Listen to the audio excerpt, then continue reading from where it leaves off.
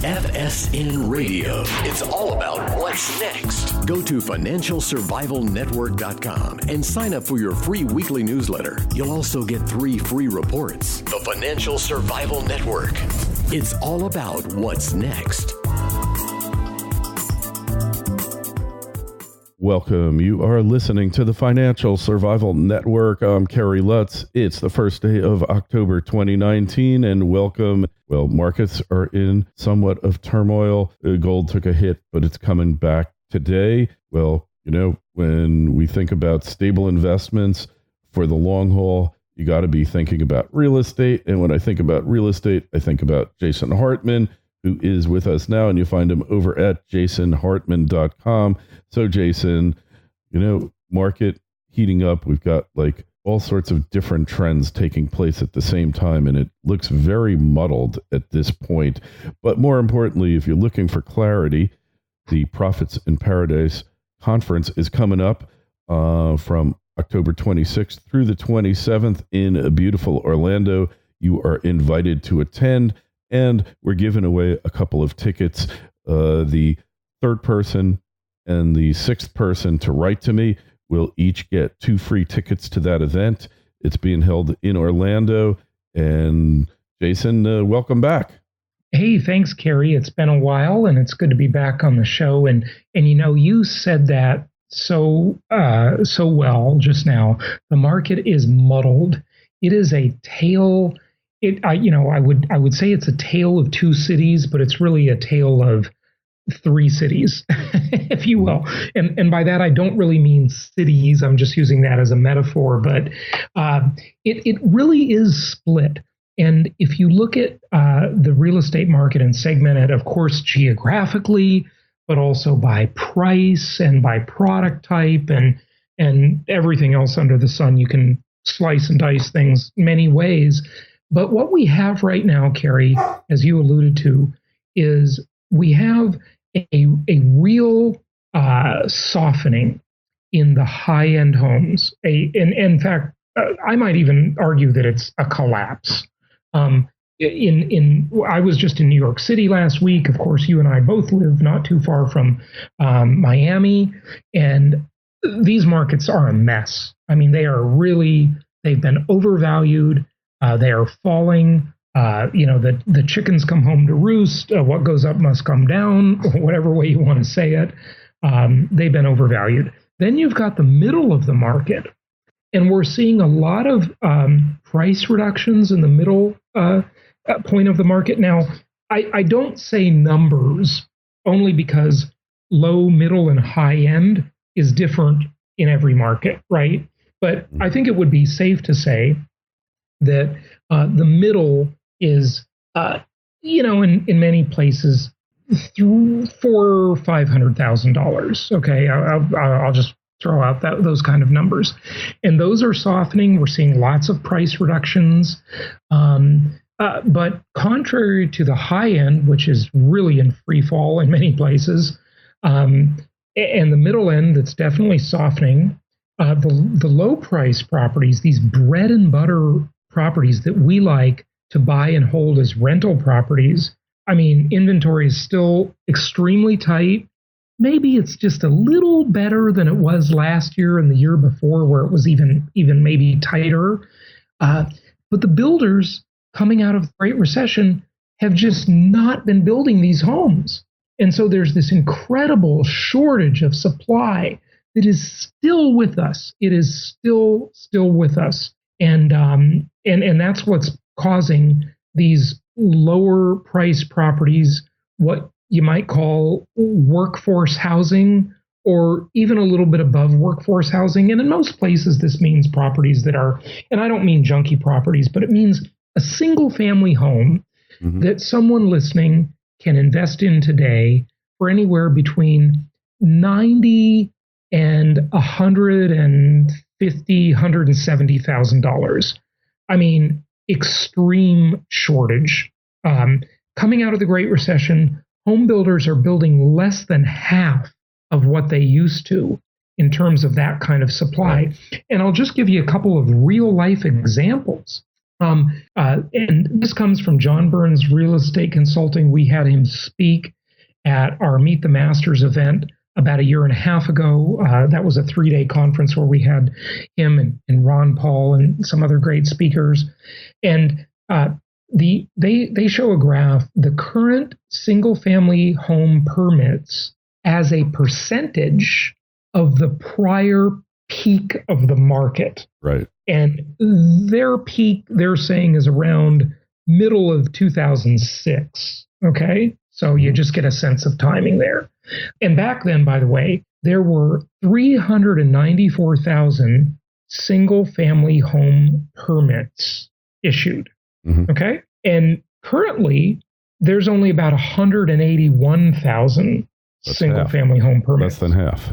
So you can see the shortage. Yeah. But it gets even worse when you look at it in the lower price ranges. Yeah, nobody's building there. The inventory of single-family homes that builders are building that are $400,000, $500,000, $600,000, $700,000, $1 million, there's not much of a shortage in those. Certainly not now. But when you want to buy a single-family home that's brand new, that is under $250,000, they are extremely rare birds. Mm-hmm. They're very hard to find. So the market has shifted to resale, and that's why we've seen, and it's shifted a long time ago to resale. That's not that's like a 10-year-old trend I'm noticing.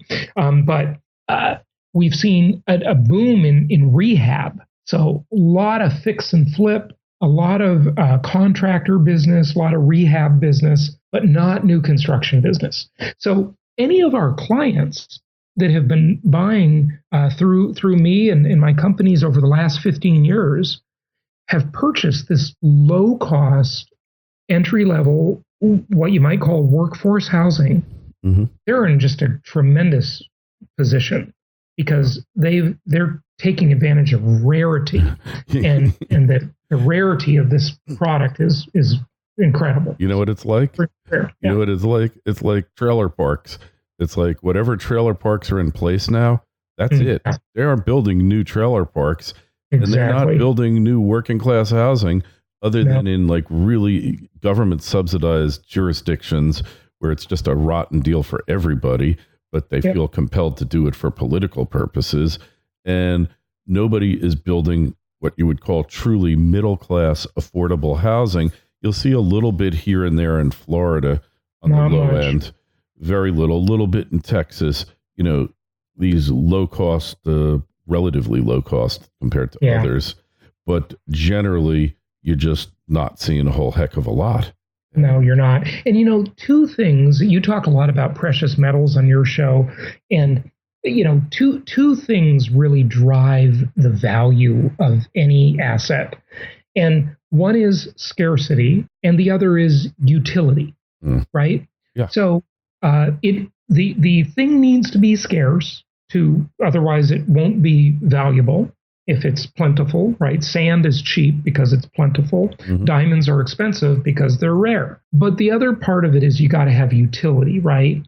So when you look at gold versus silver, for example, gold has had utility for, some would argue, 5,000 years as money, but it's not much of an industrial metal. No. Silver, on the other hand, is definitely an industrial metal, as is palladium, right? Mm-hmm. So they have some degree of scarcity, not as scarce as gold, but also have utility. So the balance of those two things, scarcity and utility, create value. And in the real estate market, real estate itself, they're not making any more land, as the old saying goes, has a built-in scarcity. But the cost of construction and the codes for construction have been so restrictive that they've just been driving up the prices of homes. And the fact that builders just can't make the math work to build bread and butter entry-level housing. They just can't do it. They can't supply it. One of my millennial workers on my team that does some video production, he left me a message recently and he said, Jason, I've been consuming your content. He's married with a kid, young guy, and really dying to buy his first home. And he says to me, there's so much demand of millennials and coming up Gen Z for these homes. Why aren't the builders building them? And I said, hey, they would build them. They'd be happy to build them if they could make a profit doing so. But they can't make the numbers work. Well, it's simple. When it takes you 10 years to get an approval for a major project, I mean, where we live, Jason, it took them 10 years to get it through, and the government was friendly and encouraging.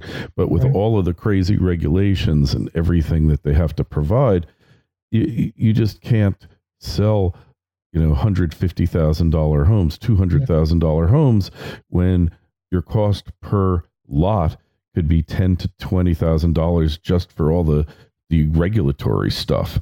I mean, that's money. Those soft costs kill you. Yeah. And if you're in a place like the Socialist Republic of California or New York, it's even worse. It's impossible. So, yeah, no question about it. So that's a good, this all translates into a great opportunity for investors who are listening, who want to profit from income properties. So definitely a lot of ways you can make money with this asset class, but scarcity and utility are certainly one of them. And, people have been buying up these properties from us for years, and they're doing great. Yeah, the appreciation because the scarcity, all of that. Hey, you mentioned something in passing that I think is really important, and that is the student loan debt is noticeably become a drag on the housing market. Yeah, as I predicted it would many years ago. I guess it wasn't hard to predict. I'm not taking a ton of credit for that, but these kids. I mean, I saw a YouTube video last night, Kerry, of a single woman who lives in New York City, graduated from NYU, and then did a really stupid thing, went and got a master's degree, just to add insult to injury. To build up that debt, huh? And she makes $70,000 a year, lives in New York City, and the video was about how she survives on $70,000 a year in New York City. Lower middle class. Which is a real challenge. She's lower middle class in New York at 70,000. She said that she has, and forgive me if I get the number wrong, it was a huge number. I think it was like $155,000 in student loan debt. That's not unbelievable. That's insanity. I mean, it's just, these millennials, they're just saddled with a massive amount of debt. And it's delaying their ability to purchase homes. So they need rental properties, and all of you listening need to supply them with rental properties, and you can make some nice money doing it. Hey, have you seen those things in San Francisco? They're pods. This woman took her apartment, and she's got like double-decker bunk beds all over the place, and it costs $1,200 bucks a month. Anybody would want to live in San Francisco is beyond me. I mean, I used to love that city years ago, but it's literally become a super expensive slum. Yeah. And why you would want to live in a pod instead of buying a house with a picket fence? Well, they probably can't afford that yet, but they could buy a townhome, okay, and move on with their lives. It's just. Yeah. It's like those small houses, those super small houses. Like I'm kind of tall. I'd be hitting my head 10 times a day in the place. It's just tiny home syndrome. Yeah, really. But it's the world we live in here, and that creates opportunities for you. I mean, I've got people who, some of them are in parts of the country. One client I'm thinking of right now, they're in the Midwest, the northern Midwest. And they're liquidating their portfolio there and moving down to the South, probably going to buy in either Arkansas or Mississippi. Great people. And, that's the trend in the country. It's moving from north to south, and the South is rising, and there's still bargains to be had. You look at the Little Rock market, the Mississippi market, all of these small, medium-sized cities in the South represent extremely good values for investors. Oh yeah, and there's actually properties available. Mm-hmm. Yeah, absolutely. Yeah, it's that when I interviewed Meredith Whitney on my podcast a few years back, she wrote a great book called State of the States, and it's it is amazing to me how states like my home state of California and New York and certainly some others, Washington State to a lesser degree, New Jersey. It's almost like they're trying to drive people out. They're succeeding. It's unbelievable. Carl Icahn, one of the biggest taxpayers in New York State, threw in the towel. He's moving to Florida. He had a mansion here many years ago, but now it's going to be his full-time thing. He's told all of his people, you either move with me or you're fired, and he's giving them all a $50,000 relocation. And you know what? That's cheaper than his tax bill. So yeah, absolutely. A guy that they said he made, I think his hedge fund made $1.8 billion last year. So they just gratuitously gave 10% of that off to New York State. Said, here, guys, it's all yours. You lose enough Carl Icahns, pretty soon your state is not going to be viable, Jason. Yeah, I know.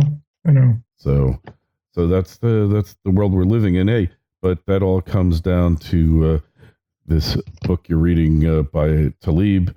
Hey, I've been a big fan of his since the Black Swan book. And Nassim Taleb, it's a little esoteric. It's a little tough reading or listening to at first. It is. It's a little hard to follow him, but he's brilliant. Oh, yeah. But you know what he's done? Like, he'll just bet on these out-of-the-money puts or calls for years, and nothing will happen. And then the market will collapse. It'll make $1 billion, and that's his strategy. Yeah, so, crazy. Just hold on. Let me tell you, I finally really got into Nassim Nicholas Taleb, and I started last week while I was in the failed state of New York City and failing state of New York, and I was in New York City, and I started listening to the audiobook of Skin in the Game, The Hidden Asymmetries in Daily Life, and I would highly recommend this book to our listeners. It is fantastic. And I'm going to be talking about, now I'm on the second book. Well, it's not his second book, but it's my second book of his work, which is Anti-Fragile, which is also fascinating. I got that one. And one of the things, we've got several great speakers at our upcoming Profits in Paradise event that'll be in Orlando, October 26th and 7th. And then we're also doing a property tour Friday before the event. So the event is on the property tour on Friday, and then the conference on Saturday and Sunday at a beautiful resort in Orlando. We've got a great room rate, and people can email you for your raffle. You're giving away some free tickets. Yeah, KL at Kerry Lutz. Just register. KL at KerryLutz.com, just in case you didn't hear it before. Say that again. KL at KerryLutz.com. Just send the third and sixth entries, and if you're the third one or the sixth one, you got the tickets. Yeah, and if you want to just go ahead and register for that, and those are for the freebies for the raffle, but if you want to register for it, just go to jasonhartman.com, and it's right on the front page at jasonhartman.com. And we've got James Malinchek speaking. We've got a rabbi actually speaking. That's a first. He's one of our clients, Evan Moffick, and he's written, I think, 3 books, and he's going to talk about happiness and income property investing and how the two of those things go together. And then I will be talking about a lot of things, but one of the topics on the agenda is something I'm relating from Nassim Nicholas Taleb, which is about the concept of optionality. And I was digging into Anti-Fragile as he talks a lot about optionality. And I kept thinking, even though he wasn't talking about it, I kept thinking how it relates to real estate investing and to real estate investors, and how this asset class has this ongoing, many unique characteristics. I always say that income property is a multi-dimensional asset class, meaning, non-dividend paying stocks or precious metals. Those are one-dimensional. The whole thing is buy low, sell high. That's the entire strategy. Buy low, sell high. If the stock pays a dividend, it's buy low, sell high, hopefully collect some dividends along the way. 2 dimensions. Income property, though, is multidimensional. Buy low, sell high, have cash flow, have tax benefits, have depreciation, have inflation-induced debt destruction, which is a sort of a long topic, but I've talked about it on your show in the past, Kerry, and I talk about it on my podcast a lot. And the other dimension of it, which is really great, is the dimension of optionality.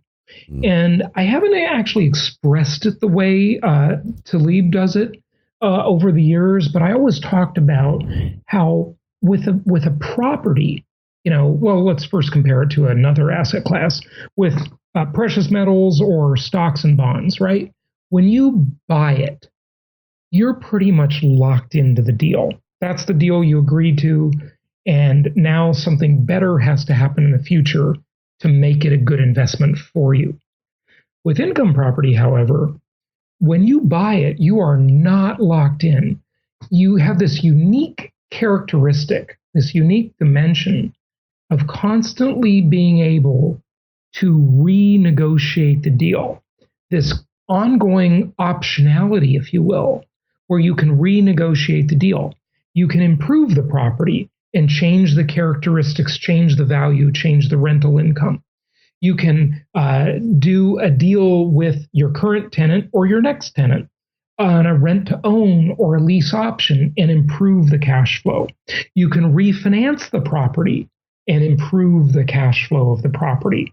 You can sell it on a 1031 tax-deferred exchange, totally unique to income property that other asset classes don't offer. And you can exchange it for a different property with different characteristics. You're just never locked in. You always have this beautiful, beautiful, profitable optionality attached to your income property investment. And I think that's really one of the wonderful characteristics that many people just don't even notice. Yeah, no, for sure. You have all these options, and there's always something can be done to maximize value, to improve your cash flow, etc. Sometimes it's a refi, sometimes it's a renewal, and sometimes it's a coat of paint. Yeah, coat of paint or a new kitchen. I see those deals coming across my desk all the time. Value add, just to redo the kitchens. I don't know how much a new kitchen actually will bring you these days. Well, anyways, we're about up, but I just want to remind you to sign up for the raffle. Just send me an email, subject line PIP raffle. And if you're the 3rd or 6th person whose email I get, you will get 2 free tickets to Profits in Paradise, being held on October 26th and 7th in Orlando. You'll get all the hotel info, everything else. Just to email it off, Jason. Check out Jason's site, jasonhartman.com. I specifically urge you to take a look at the properties tab, because that'll show you all the latest inventory. But if you're just getting into real estate, or even if you've been in it for a while, it's a plethora of resources that will help you turn your existing investments, if you have any, even more profitable, or help you take that initial leap. You can send me an email. I'll help you out as well. KL@kerrylutz.com. Jason, always a pleasure. We will catch up with you soon. And if not, we'll see you in Orlando. Sounds good, Kerry. Happy investing to you and your listeners. FSN Radio. It's all about what's next. Go to financialsurvivalnetwork.com and sign up for your free weekly newsletter. You'll also get 3 free reports. The Financial Survival Network. It's all about what's next.